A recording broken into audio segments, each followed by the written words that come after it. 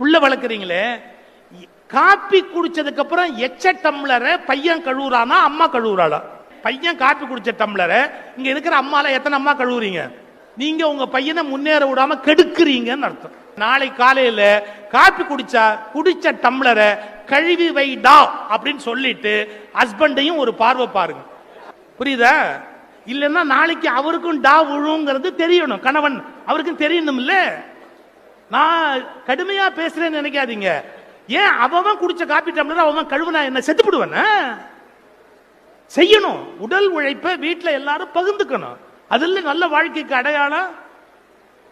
Wife சமைக்கும் போது கூட போய் நின்று உதவி மாதிரியா செய்யுங்க, ஏதாவது வேலை செய்யுங்க. யாரு வேண்டாம்னா? ஏதோ உழைப்பது என்பது யாரோ ஒருத்தருடைய வேலை, உட்கார்ந்து என்ஜாய் பண்றதுதான் நம்ம வேலை நினைப்பு இருக்கு. இந்த மேலாதிக்க மனோபாவம் ஒரு மிகப்பெரிய நோய்.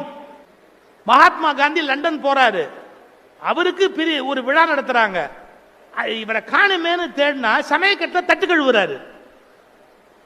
ஏன்னா எல்லாரும் சாப்பிட வேண்டாமாப்பா? அப்ப தட்டு கழுவுனா தானே சாப்பிட முடியும் அப்படிங்கிற. அதான் நல்ல பண்புக்கு